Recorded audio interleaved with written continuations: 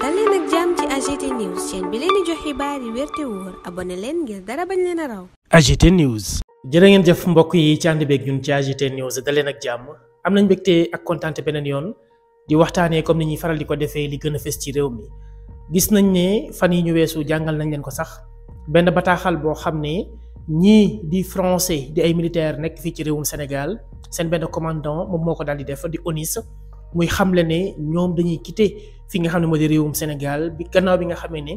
président Bassirou Diomaye Diakhar Faye jël na boobu leen dogal ci benn discours boo xam ne daal dina koy wax mu ne lépp luy base militaire étrangère day jugee fi nga xam ne moo di ci réewum Sénégal. loolee moo waral ñoom ñi ngi plier bagage maanaam ñi ngi takk seeni bagage fas yéene dellu seen réew gële nga xam ne moo di France. loolu nag mën nañ ne benn suite logique la ndax kii di Ousmane Sonko ñëpp yàgg nañ koo dégg ci ay discours am li mu doon wax naan France daf ñoo war a may jàmm France daf ñoo war a may suñu aafiya ba nga xam ne ñun ñii dinañ mën a demal suñu bopp ci anam yoo xam ne yu mucc ayib lay doon. président Bassirou Diomaye Diakhar Faye itam ci lancé boobu la nekk ñi nga xam ne ñoom la ci àndal li ñu gëm mooy réew yi nga xam ne ñooy yeneen réew yu am doole yi du ñoom ñoo ñu war a assurer li nga xam ne moo di suñu sécurité. loolu nag li muy traduire lenn kese la mooy ne am réew ci bépp fànn dafa war a ut li nga xam ne moom la ñuy woowee moom boppam ñu koy gën koo xam ci souveraineté militaire souveraineté ci lu ñeel wàllum sécurité souveraineté ci lu ñeel wàllum li nga xam ne moom la ñuy lekk mu di souveraineté alimentaire ak yeneen yoo xam ne war nañoo jéem a xool naka la ñuy def ngir gën cee liggéey ngir mën a moom suñu bopp. loolu moo waral ndogal boobu président Bassirou Diomaye Diakhar Faye jël ko mu nar a nag am ay conséquences moo waral ñu ne nañ def bi la jàngat laata sax itam ñuy fàttali yenn ci ay kaddu yoo xam ne Ousmane Sonko yi moom la daan yëkkati jëmale ko ci réewum France muy lu mu gëm te muy itam loo xam ne moom la ñuy dund ba tey jile. ñoom ñi nga xam ne dañu fiy jóge mu di base militaire française yooyu le dafa am ay doomi Sénégal yoo xam ne fa la ñu doon liggéeyee doomi Sénégal yooyu nag li leer ba leer mooy ñoom dañoo nar a ñàkk seen liggéey dañ leen di licencier. kon appel bi nga xam ne dañ koy lancer état du Sénégal mooy nañu xool naka la ñuy def ba ñooñu noonu le ñu mën leen utal feneen fu ñu nekk ndax ay njaboot lañ ay boroomi kër lañ nekk nañ ñoo xam ne réewum Sénégal moo leen yitteel moom moo leen ñor kon dañu def suñu kéemtalaay kattan ba nga xam ne ñoom ñooñu le dommages collatéraux yi le du dal ci seen kaw ci anam boo xam ne dina leen lor seen njaboot te bu boobaa du nekk li nga xam ne moo gënal réewum Sénégal du nekk li gënal président ak le PM Ousmane Sonko. kon nag lépp luy mesure d'accompagnement nañ ko jël par rapport ak ñooñee nga xam ne ay doomi Sénégal lañ te seen yoon nekku ci te lii nga xam ne ñu ngi koy def ngir jëlee fi yenn base militaire yi ngir gën a am suñu souveraineté la waaye nag bu ci amee itam ñoo xam ne loolu dina leen lor dañu leen jàppale taxawu leen accompagner leen ndax c'est nous dans nous te ñoom base militaire française yooyu nga xam ne ñoom ñoo fi daal di jugee waruñu ñoo yàqal benn yoon lépp loo xam ne ñun ñoo àndoon booloo di ko daal di liggéey. kon loolu mooy mbir mi lépp loo xam ne nag fii ci réewum Sénégal mën nañu cee wax ba gën cee am suñu souveraineté dox ci ba gën a moom suñu bopp bu ñu ci hésiter benn yoon. Ousmane Sonko la mu doon wax naan il faut que France may ñu suñu jàmm loolu la ñu gëm la discours boobu sax ci njeexitalu vidéo bii dañ leen ko digtalaata ngeen teewlu ko moom Ousmane Sonko li nga xam ne mooy ngëm-ngëm bi mu amoon démb ak bërki démb ci la nekk ba tey jëlee. loolu moo waral base militaire yi nga xam ne ñu ngi fiy jóge nekk na lu am solo lool nekk ni tam loo xam ne dina am njeexital ci yeneen i fànn ndax bu boobaa président ak le PM dinañ gën a may doole suñu armée gën a may doole suñuy FDS ba nga xam ne lépp luy sécurité wu réew mi dinañ ko gën a mën a assurer te bu boobaa itam ñun dina doon loo xam ne dinañu permettre yenn espionnage yi nga xam ne mu doon am ci réew mi yu ni mel yëpp daal di fiy jeexa. leneen ci actualité loo xam ne peut-être itam war nañ cee mën a wax mooy lu ñeel kaawu ki nga xam ne moo di Farba Ngom war a dem janoo ji ak kii di juge waxtaan ak ñoom ngir am ay laaj ak tontu peut-être yu dox ci seen diggante par rapport ak dossier bi nga xam ne mën nañ ne boobu ba tey ay partisans am ay militants am ñi ngi koy agité jéem a wax ne daal mbir mi politique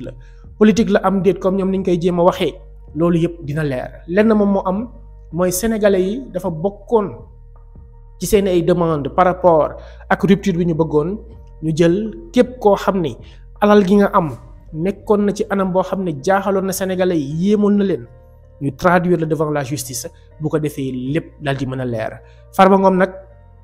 benn rapportu CENTIF moo ko jural lii yëpp nekkul rapport boo xam ne Ousmane Sonko ak Bassirou Diomaye Diakhar Faye le président ñoom ñoo ko commandité non rapport la boo xam ne njiitu na ñoom seen ñëw ci pouvoir bii nga xam ni tey ji la ñoom ñoo koy incarné kon lépp loo xam ne yoon war na ko cee mën a def na ko ci def lenn képp lañ ciy sàkku itam mooy nañu respecté ay àqam ak yelleefam te boobu ba tey gisuñu dara loo xam ne dali nañ koy dëggatee wala ñu salfaañe ko par rapport ak mbir mu ni mel kon nag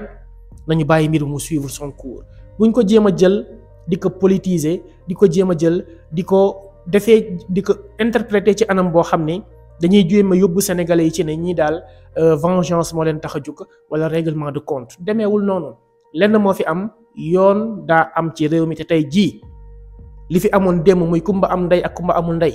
dafa jeex ci réewum Sénégal lan moo fi am mooy ne yoon képp ku def lu dëppoowul ak dëgg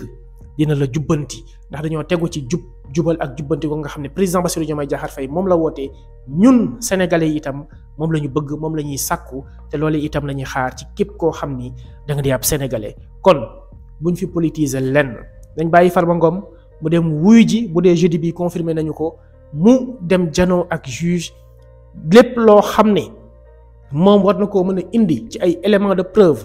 mu teg ko sur la table bu ko defee bu tey lépp jaar na yoon dina delluwaat ci këram comme ni nga xam ne noonu lay amee saa su nekk ci tribunaux yeeg feneen kon nag lu ni mel Sénégalais du ñu bàyyi benn yoon ñu ciy jéem a manipuler wala boog ñuy jéem a teg loo xam ne dëppoowul ak liy dëgg li nga xam ne itam moom mooy dëgg mooy suñu Sénégal gi liggéey moom la ñu fi soxla suñu Sénégal gi bëgg nañ changement daal di fi am président mi ngi ciy liggéey PM mi ngi ciy liggéey l'ensemble du gouvernement gëm nañ ne ñu ngi ciy teg ay jéego waaye nañ ko gën a baral na gën a gaaw te ñun ñëpp xam nañ ne FMI Banque mondiale ak partenaires yi nga xam ne ñoo wër réewum Sénégal bëri na ci loo xam ne tey jii buñ koy dund ci ay jafe-jafe loolu moo ko waral ndax ñenn ñi téye nañ seen loxo te dafay jur ay njeexital ci li nga xam ni moom la Sénégal nar a doxee kon nag ñun sénégalais yi nañu gën a muñ gën a jàpp gën a dëgër te xam ne président mi ngi ci yoon wu baax wi PM itam ndax gis nañ seen lépp teg nañ ko ci transparence waaye itam ci jéem a xool naka la ñuy def ngir génnee sénégalais ci coono yi nga xam ne ay ati at moom la ñu nekk di daal di dund. loolu nag nekkul liggéeyu benn fan nekkul itam liggéeyu ñaari fan nekkul itam sax liggéeyu ay at c'est dans le temps loolu ma waral li nga xam ne mooy référentiel vision Sénégal 2050 bi nga xam ne teg nañu ko ñu war leen cee jàppale te xam ne dans le futur mbir yi dafay changer dafay soppeeku dans le temps dinañ gis yenn mbir yu bëree bëri yoo xam ne dina tegu ci suñu kanam. te dina doon luy am njeexital ci suñu réew mi di Sénégal dina am njeexital ci ñun ñi nga xam ne ñoo di sénégalais yi loolu moom mooy mbir mi Ousmane Sonko mooy le premier ministre du Sénégal moom moo incarné le projet depuis le début jusqu'à présent am na ay kàddu yoo xam ne mosoon na ko yëkkati jëmale ko ci France jëmale ko ci ñoom seen doxalin par rapport ak Afrique jëmale ko ci seen doxalin par rapport ak réewum Sénégal ngir ñu may ñu suñu jàmm may ñu jàmm ba nga xam ne ñun lépp lu ñu bëgg def dinañ ko def ci anam boo xam ne kenn duñu contrôler kenn duñu manipuler te seen yooyu ñu daan def démb ak barki démb jeex na fi ndax ñi fi toog tey jëlee amuñ benn complexe par rapport ak ñoom européens yi par rapport surtout ak ñoom français yi loolee moo waral kàddu yu Ousmane Sonko yooyu ci la ñuy dikk léegi nii bu ko defee itam ñu gën a insister waat balaa ñu koy teg ci li nga xam ni moo ñeel liggéeykat yooyu nekkoon foofu ci base militaire yi ñoom ñu jàppale leen accompagner leen ba nga xam ne du am benn loraange buy tegu ci seen kaw ak ci seen ay njaboot dañuy teewlu kàddu yu Ousmane Sonko yi mu yëkkati woon jëmale ko ci réewum France ba ñu noppee doog a jeexal bi la jàngat. Mais il est temps que la France lève son genou de notre cou. 7 siècles de misère fait de traite humaine, de colonisation et aujourd'hui de néocolonisation, cela suffit. Il est temps que la France nous foute la paix. Il est temps que la France prenne exemple sur ses voisins européens. L'Allemagne est la première puissance économique d'Europe, loin devant la France. La 3e ou 4e puissance économique du monde. L'Allemagne n'exploite aucun pays, aucune colonie. Je peux citer l'Italie, je peux citer l'Espagne, qui avaient des colonies avant, mais qui n'exploitent personne, qui ne font pas ingérence, qui n'imposent pas des dirigeants dans leur ancienne colonie. Au nom de quoi la France croit pouvoir continuer à nous imposer des dirigeants, à faire des choix à notre place. Cela doit cesser et l'Afrique nouvelle la jeunesse africaine, les élites africaines, la diaspora africaine dit non, ça ne peut pas continuer. L'hypocrisie de cette France se vit et s'exprime tous les jours. Prenons exemple du cas du Mali et du Tchad. Au Tchad, où le processus constitutionnel a été interrompu, la France a applaudi et son président est allé consacrer le nouveau roi. Au Mali, où ce n'est pas le processus constitutionnel qui a été interrompu, mais le processus de transition, la France a condamné et même a pris ses clics et ses claques pour dire qu'elle quitte le Mali. Ça, c'est de l'hypocrisie. C'est le 2 poids, 2 mesures. C'est le double langage que la France tient en Afrique. Quand on a interrogé M. Jean-Yves Le Drian sur la situation en Côte d'Ivoire, pourquoi la France a laissé faire un 3e mandat, il a dit simplement pourquoi il l'a accepté pour Ouattara et pourquoi elle le refuse pour la Biélorussie, puisque la France a condamné en Biélorussie, a même poussé l'Union européenne à condamner. M. Le Drian répond en disant que c'est parce qu'en Biélorussie, il y a eu des millions de personnes qui sont sorties dans les rues et que ce n'était pas le cas en Côte d'Ivoire. Voilà comment la France traite les questions africaines. Personnellement, nous n'attendons absolument rien de la France. Nous voulons qu'elle cesse de s'ingérer dans nos affaires. Que le peuple sénégalais puisse avoir le droit de choisir librement. Et non pas parce que la France a choisi un candidat avec les méthodes qu'on connaît. On commence par cibler les gens, on les décore dans des légions d'honneur ou dans je ne sais quel autre grade, chevalier de je ne sais quoi. On les inscrit dans des loges maçonniques et on leur dit préparez-vous, ce sera vous après. Même l'hypothèse où Macky Sall ne pourrait pas passer, nous savons qui est en train d'être préparé par la France. Cela doit cesser, ça ne se passera plus comme ça. Que l'on soit bien clair, nous n'avons rien contre le peuple français. Et en France même, des voix politiques et citoyennes se lèvent pour tenir le même discours que celui que je suis en train de vous tenir. Les députés, par exemple, Madame Frédérique Dumas,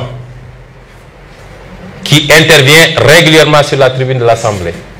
qui écrit régulièrement au ministre des Affaires étrangères, puisqu'elle est membre de la Commission des Affaires étrangères, pour soulever ce comportement injuste de la France vis-à-vis de l'Afrique, tient le même discours que nous. Monsieur Jean-Luc Mélenchon, Jean-Paul Lecoq, André Chassaigne, tous députés, tiennent le même discours que nous. Et des centaines d'autres voix. L'ONG Survie, comme d'autres ONG, font un travail extraordinaire dans le même sens. Nous disons à la France d'écouter ces voix qui lui parlent d'un autre schéma, d'une autre collaboration entre l'Afrique et la France. Beaucoup plus juste, beaucoup plus équitable, mais beaucoup plus durable. Si elle sait l'écouter, je crois que nous aurons de beaux jours devant nous dans le cadre de la collaboration. Si elle ne sait pas l'écouter, pensant pouvoir continuer à fonctionner comme du temps de nos grands-papas, cette jeunesse africaine ne l'accepte plus.